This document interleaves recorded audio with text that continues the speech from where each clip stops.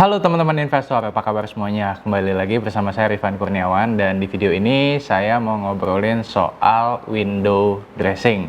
Nah, sekarang kan udah masuk bulan Oktober nih dan mungkin sebentar lagi akan masuk ke penghujung akhir tahun di bulan Desember nanti. Di mana bulan Desember itu biasanya erat dikaitkan dengan yang namanya window dressing.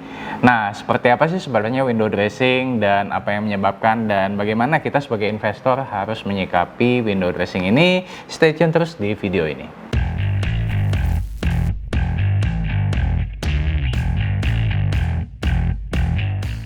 Nah, jadi kalau misalkan kamu tergolong baru di pasar saham, mungkin baru pertama kali dengar istilah yang namanya window dressing. Tapi buat teman-teman yang udah cukup lama di pasar, mungkin udah cukup familiar dengan window dressing ini. Nah, window dressing itu sebenarnya apa sih?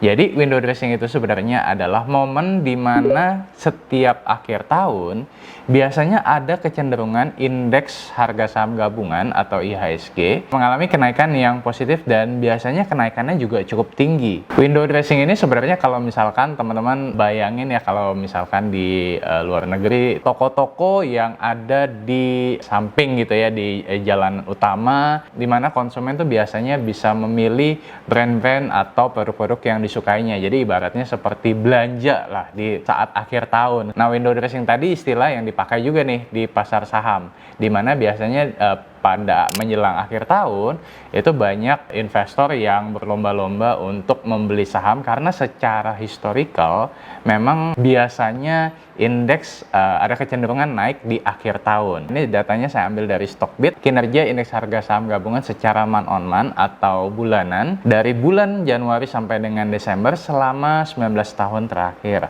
Nah, di sini kita bisa lihat nih bahwa di yang paling kanan, teman-teman bisa lihat yang paling kanan ya, di bulan Desember, dari kurang lebih sekitar 19 tahun terakhir, indeks harga saham gabungan tercatat meningkat di bulan Desember itu sebanyak 18 tahun. Sementara hanya 1 tahun di mana pada bulan Desember indeks harga saham gabungan itu mencatatkan return yang negatif. Dan itu pun terjadi pada tahun 2000. Nah, jadi kalau dihitung secara probabilitasnya, probabilitas indeks harga saham gabungan meningkat di bulan Desember itu mencapai 95%. Dan kalau teman-teman perhatikan di sini, angka 95% ini jauh lebih tinggi dibandingkan dengan bulan-bulan sebelumnya. Ya, contoh misalkan di bulan November 45%, di bulan Agustus 40%. Ya, maka probabilitas di bulan Desember untuk indeks meningkat itu mencapai 95%. Nah, sebenarnya apa sih yang membuat kok bulan Desember itu seolah-olah probabilitas indeks meningkat bisa sampai 95%? Nah, jadi kita perlu lihat dari beberapa sudut pandang nih. Yang pertama, kalau dari sisi investor, biasanya investor yang saat ini misalkan bekerja penuh waktu mendapatkan bonus tahunan biasanya. Nah, bonus tahunan ini biasanya juga dimanfaatkan oleh si investor untuk membeli saham ya, yang jumlahnya lebih besar dibandingkan dengan bulan-bulan sebelumnya. Karena kalau misalkan di bulan sebelumnya si investor ini hanya mengalokasikan dana sebagian dari gaji bulanannya, nah dengan adanya annual bonus ini tentu ada porsi yang lebih besar digunakan untuk membeli saham. Kemudian dari sisi perusahaan, nah biasanya di akhir tahun perusahaan seringkali dalam tanda kutip nih mempercantik laporan keuangannya sehingga terlihat lebih baik. Dan dari sisi manajer investasi atau MI, biasanya para MI ini juga mempercantik hasil pengelolaan dana investasinya nih, sehingga pada akhir tahun nanti MI itu dapat menunjukkan laporan keuangan secara positif. Nah, jadi teman-teman kebayang ya, dari sudut pandang investor, si investor ini bisa mengalokasikan dana lebih besar. Misalkan yang tadinya si investor ini bisa alokasi dana, let's say 2 juta per bulan. Kemudian dengan adanya bonus tahunan, mungkin bisa menjadi 4 juta atau 5 juta di bulan tersebut. Kemudian didukung lagi dari sisi perusahaan dengan seasonality yang biasanya perusahaan itu menggenjot keuangan lebih baik di semester 4 ya. Nah, itu juga akan membuat investor jadi lebih tertarik ya untuk membeli sahamnya. Dan juga dari sisi manajer investasi, karena ingin kinerja portfolionya positif dibandingkan dengan MI lainnya, maka para MI ini akan melakukan shifting, rebalancing portfolio di akhir tahun supaya portfolionya terlihat lebih baik. Nah, 3 hal inilah yang kemudian membuat harga saham cenderung naik dan indeks harga saham gabungan juga cenderung positif di bulan Desember. Oh ya teman-teman, saya mau ingetin lagi nih, di bulan November dan Desember 2021, saya dan teman-teman di RK Team akan kembali mengadakan Stock Market Mastery. Di dalam Stock Market Mastery, kamu akan belajar banyak hal, mulai dari analisa makro, analisa sektoral, analisa kualitatif, analisa laporan keuangan, menghitung nilai intrinsik sebuah saham, sampai dengan menyusun portfolio saham. Stock Market Mastery akan diadakan sebanyak 10 sesi yang akan dibagi ke dalam 5 kali pertemuan. Untuk info selengkapnya mengenai Stock Market Mastery, linknya akan saya taruh di kolom deskripsi. Jangan sampai ketinggalan.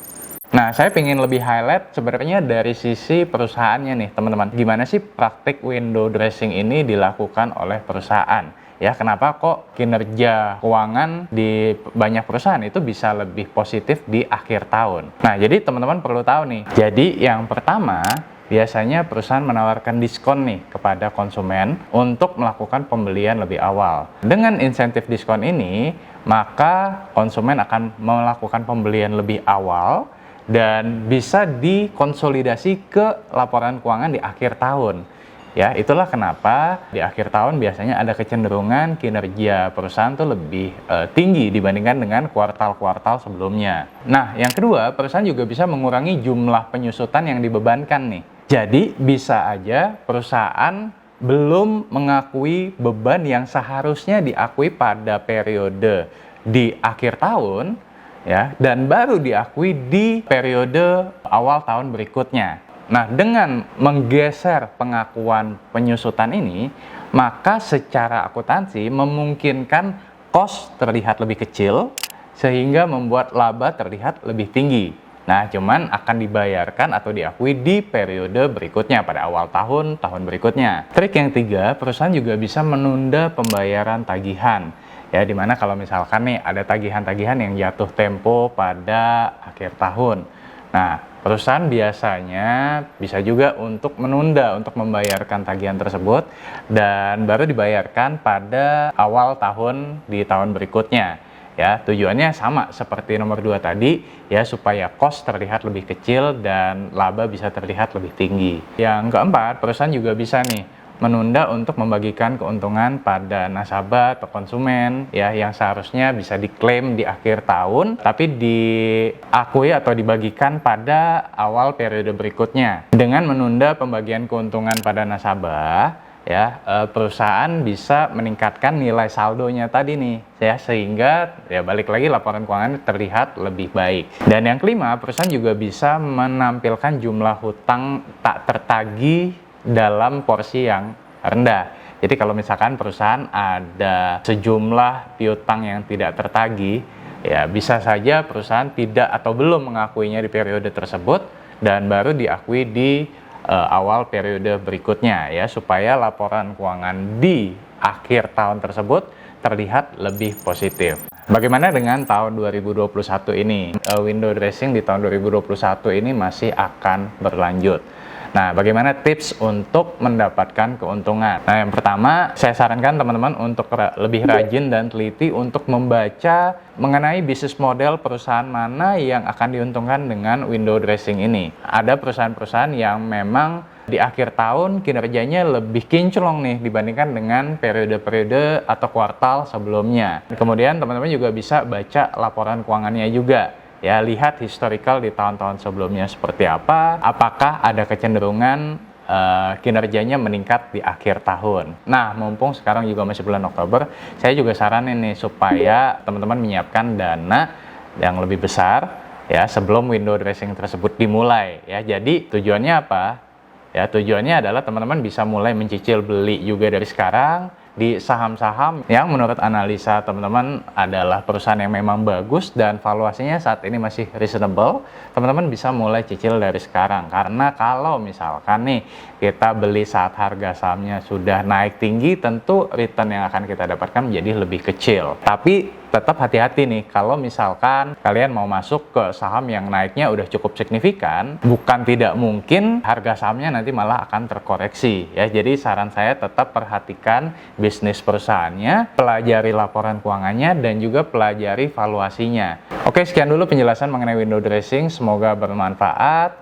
Dan kalau kamu sendiri gimana? Apakah kamu yakin bahwa window dressing akan tetap terjadi di tahun 2021 ini? Coba share pendapat kamu di kolom komen. Sekian video dari saya, semoga bermanfaat. Dan kalau kamu suka dengan video ini, jangan lupa untuk klik like, subscribe, dan share ke teman-teman kamu. Dan yang paling penting, jangan lupa untuk nyalakan notifikasinya supaya kamu nggak ketinggalan video saya yang lainnya. Akhir kata, salam dari saya, Rifan Kurniawan, Indonesia Value Investor, and see ya!